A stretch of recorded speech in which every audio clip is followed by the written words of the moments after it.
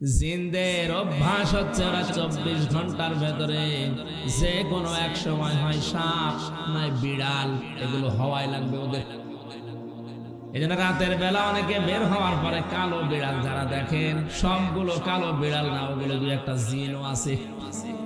ওগুলো দেখলে আপনি একেবারে সরাসরি যদি দেখেন বলবেন আস্তাগফিরুল্লাহ অথবা লা হাওলা ওয়ালা কুওয়াতা ইল্লা বিল্লাহ।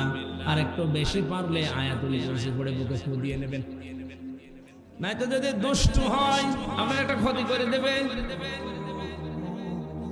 মুহাদ্দিস সাহেব নামাজ শেষ করার পরে ঘরের ভেতরে তাকিয়ে দেখলেন দুইটা সাপ খেলা করছে।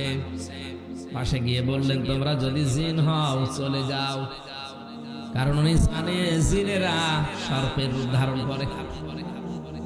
একবার দুইবার তিনবার বলার পরে ওরা জায়গায় দাঁড়িয়ে আছে। উনি মনে করলেন এটা না সাপ হবে, ঘরের থেকে লাঠি এনে পিটিয়ে মেরে ফেললেন জায়গায়।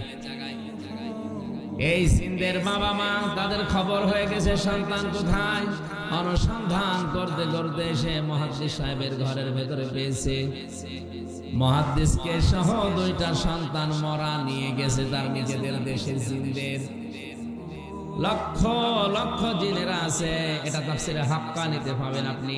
আমি শিক্ষার জন্য বলছি। লক্ষ লক্ষ জিনদের সামনে জিনের পিতা ডাক দিয়ে বললেন, মুহাদ্দিস সাহেব, আপনি আমার দুইটা সন্তানের পিটিয়ে মেরে ফেলেছেন। আমি ইচ্ছা করলে কোরআনের নির্দেশ অনুযায়ী আপনাকে মেরে ফেলতে পারি।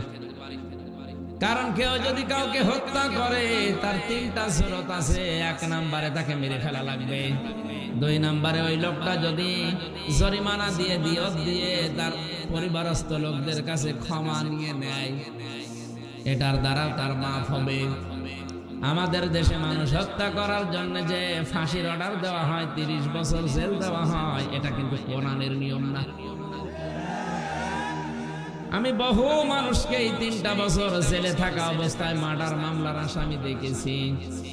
জিজ্ঞাসা করে, হুজুর আমি অন্যায় ভাবে হোক আর ন্যায় ভাবে যেভাবে হোক একটা মানুষ মেরে ফেলেছি, আমার যে সরকার 30 বছর জেল দিবে এই দেশের আইনে, আমার কি মাফ হয়ে যাবে?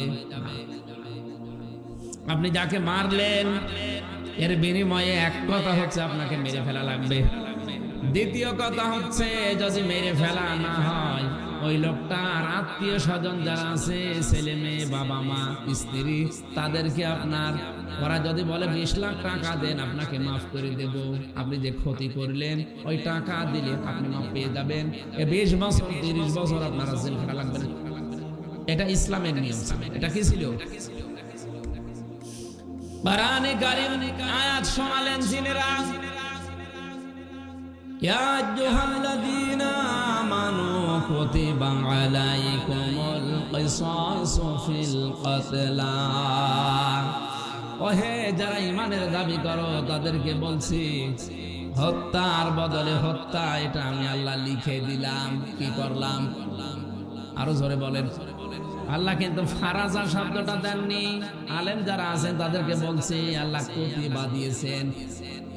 ফরজ শব্দ দিলেও তো